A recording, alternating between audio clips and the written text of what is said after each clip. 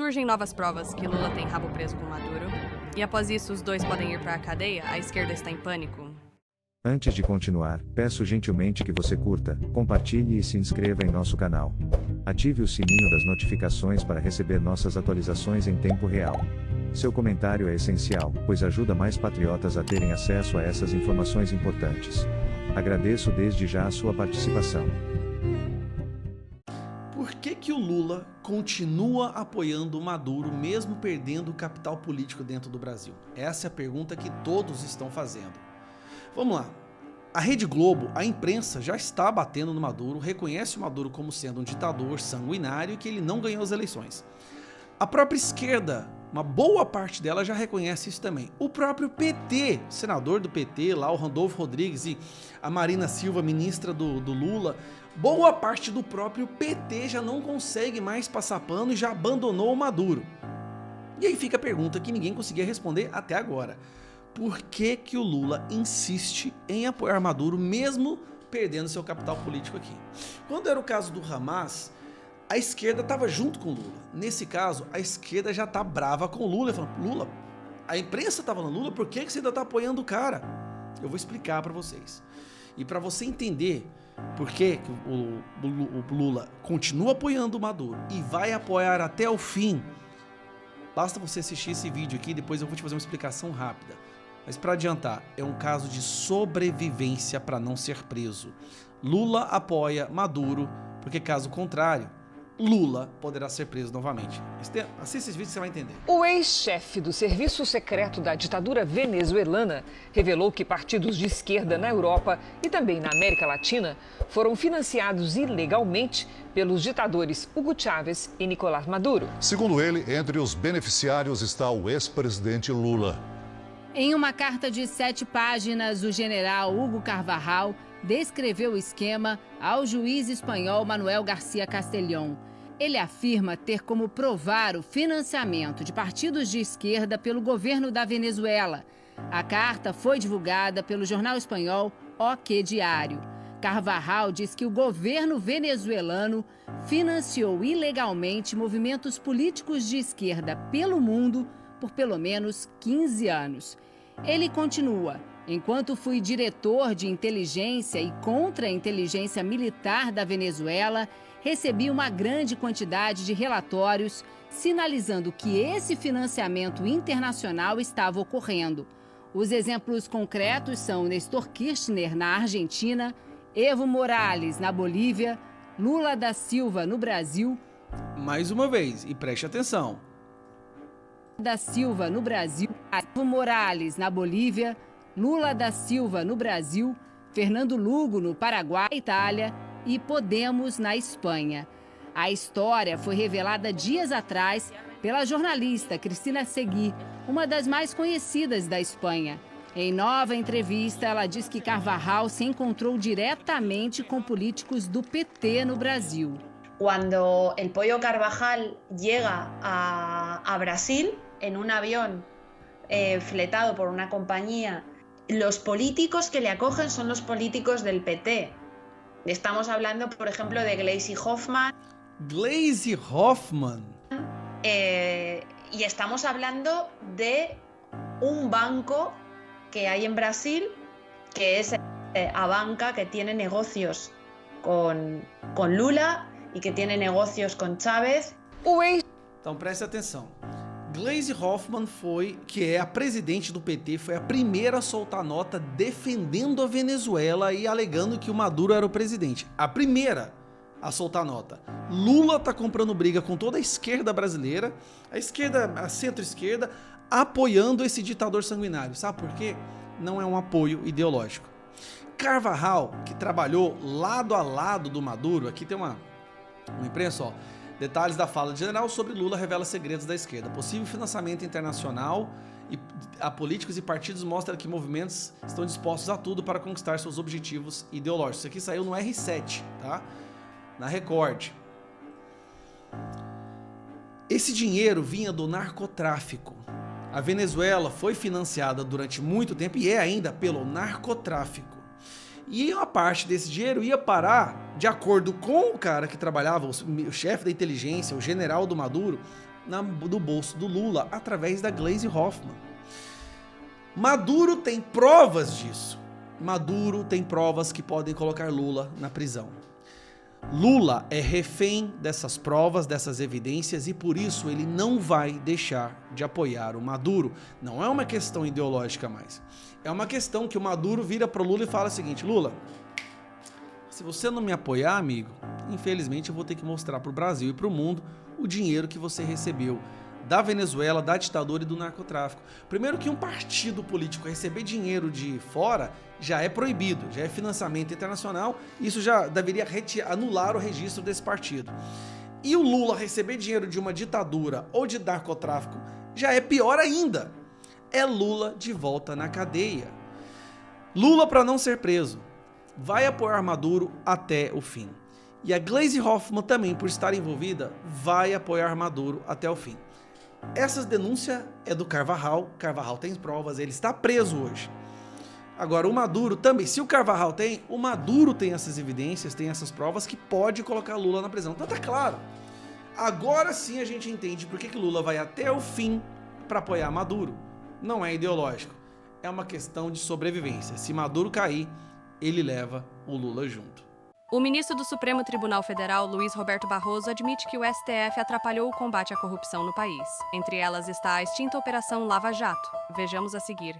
E nessa terça-feira, no Rio de Janeiro, num evento da Academia Brasileira de Letras, o ministro Luiz Roberto Barroso, do Supremo Tribunal Federal, declarou que algumas decisões tomadas pela Corte atrapalharam o combate à corrupção. Entre elas, segundo o presidente do STF, estão vereditos sobre a extinta Operação Lava Jato. O Supremo teve uma atuação mais controvertida no que diz respeito ao enfrentamento da corrupção no Brasil e tomou algumas decisões. O Supremo anulou o processo contra um dirigente de empresa estatal que tinha desviado alguns milhões, porque as alegações finais foram apresentadas pelos réus colaboradores e pelos réus não colaboradores na mesma data, sem que isso tivesse trazido nenhum prejuízo. Também acho que atrapalhou o enfrentamento à corrupção. No caso do senador que foi gravado pedindo propina, o Supremo entendeu que só que o Senado poderia ou não ratificar a decisão de afastamento. Luiz Roberto Barroso, porém, alegou que nenhuma das decisões foi tomada com o objetivo de obter a aprovação popular do tribunal. Houve algumas decisões do Supremo em matéria de enfrentamento à corrupção que não corresponderam à expectativa da sociedade. Porém, como disse, o fato de eu discordar não me impele a tratar com desrespeito a posição das pessoas que pensam de maneira diferente. O presidente do Supremo disse ainda que a importância de um tribunal não pode ser embasada em pesquisa de opinião pública.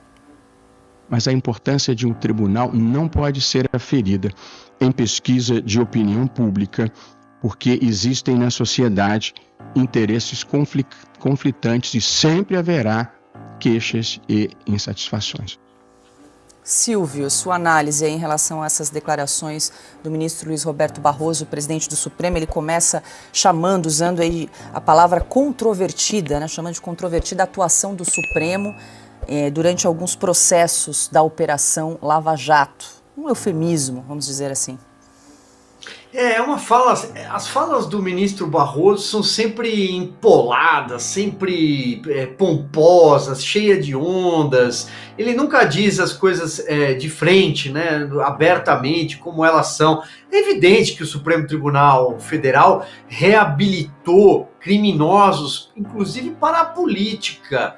As multas de leniência, agora recentemente, as campeãs nacionais, empresas que admitiram corrupção, réus confessos, tudo. A Lava Jato foi varrida, ela foi riscada pelo Supremo Tribunal Federal. Há algumas figuras na corte centrais nesse processo. O ministro Ricardo Lewandowski, atualmente o ministro Dias Toffoli, são os dois grandes expoentes. E o ministro Gilmar Mendes, que de alguma forma misteriosa, nessas viradas de ideias na vida, como Augusto dizia agora há pouco, ele chamava de uma cleptocracia no passado, quando a Lava Jato desvendou os crimes todos cometidos no poder, né, chefiados pelo PT, mas com o apoio de outros partidos, o PP, o MDB, PSDB, todas as grandes siglas do Brasil. E depois ele disse que a Lava Jato foi o germe do fascismo. Pois bem, o ministro Barroso deu toda essa volta para admitir o óbvio, e a população já entendeu. A popularidade do Supremo, ainda que seja tomada, aferida em pesquisas, o que também não diz lá muita coisa. Eu sempre acho que essas pesquisas estão pelo menos 10 pontos erradas. E é sempre para o lado desse consórcio judiciário, PT e seus satélites. Sempre foi assim, nas eleições é assim, por que agora é diferente? Então eu acho que a população não tem nenhuma confiança. Quando ele diz, a população, esse tribunal não deve ser popular, bom, pois bem, então é uma corte que se mete em assuntos em que não deveria, porque não é uma corte simplesmente técnica, que se manifesta nos autos em defesa da Carta de 88. Não, é uma corte que se vangloria de ser política. Ele mesmo já deu declarações como perdeu o Mané, como nós derrotamos o bolsonarismo, passíveis, podem ser enquadradas na lei do impeachment se tivéssemos um Senado em ordem, um Senado com coragem e não chefiado por uma figura como o Rodrigo Pacheco, que coloca o Congresso de joelhos diante do Judiciário. Eu acho que esse é o ponto em relação à Lava Jato. Ele deu outras declarações, Paulo, aqui, para eu não me alongar aqui, acho que a gente pode circular.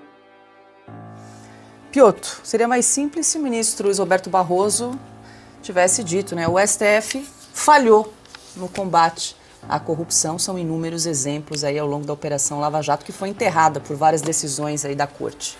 Ele que tem decisões lá no seio ainda do julgamento da Lava Jato, decisões duríssimas contra a corrupção, decisões dele, no voto dele, assim como outros também que mudaram de opinião. Aí eu vou ao ponto que o Silvio fez menção. É possível de concordar, aliás, deve-se concordar com o ministro Barroso quando diz assim, a decisão judicial não tem que estar preocupada com a aprovação popular, porque a aprovação popular é o quê? A democracia pegar e faz, se você concorda com isso, com aquilo, você vai lá e vota. A maioria vence. Essa é a lógica. O Poder Judiciário, essa é a primeira razão de que eles não podem ser políticos, é que eles não têm que agradar nem este nem aquele, tem que tomar uma decisão. Então, e eu concordo com essa frase do ministro Barroso, a Corte não tem que ser tomada pela vontade popular, mas incoerência jurídica tem sim. E tem havido incoerência jurídica do Supremo Tribunal Federal. Porque, por exemplo, também é obrigação da Corte, do Supremo Tribunal Federal, uma obediência plena à Constituição. Tratar regra como regra, não como princípio que pode ser alterado dependendo do momento. O artigo 5º, por exemplo, é regra. Não pode ser alterado. Aliás, é uma regra pétrea da Constituição. Liberdade é liberdade. O Constituinte foi tão inteligente, mas tão preocupado com o Brasil, e é preciso reconhecer, se a Constituição tem problemas, mas é preciso reconhecer as coisas boas. O Constituinte foi tão preocupado que ao mesmo tempo em que ele garante a plena liberdade de expressão, ele também previu lá na frente, olha, crimes contra a honra têm que ser punidos nessas condições. Porque ele sabia que a regra poderia, no exercício da liberdade plena de informação e de expressão, alguém extrapolar. Bom, se por acaso houver alguma extrapolação, está aqui. A própria Constituição também fala em crime contra a honra. E prevê ali, depois no Código Penal, a punição e tudo mais. Mas determina um julgamento justo, com direito à ampla defesa, o devido processo legal. Tudo isso que a gente está vendo atropelado pelo próprio Supremo Tribunal Federal. Esta é mais uma incoerência jurídica do Supremo Tribunal Federal. Nós temos a inviolabilidade dos parlamentares. Isso é regra absoluta, não é um princípio. Agora eu posso, neste momento, permitir que esse parlamentar não fale tudo o que ele quer. Não. Tem um artigo constitucional. É regra, não é princípio que eu posso interpretar. Então, o Supremo se tornou, por decisões equivocadas, que a gente está vendo reconhecidas agora pelo ministro Barroso, a sepultura da Lava Jato. Este é o ponto. A sepultura do devido processo legal, a sepultura da obediência à Constituição. A gente está vendo tudo isso. E claro que ninguém quer isso, porque são 11 ministros e se espera que pelo menos a maioria tenha essa preocupação.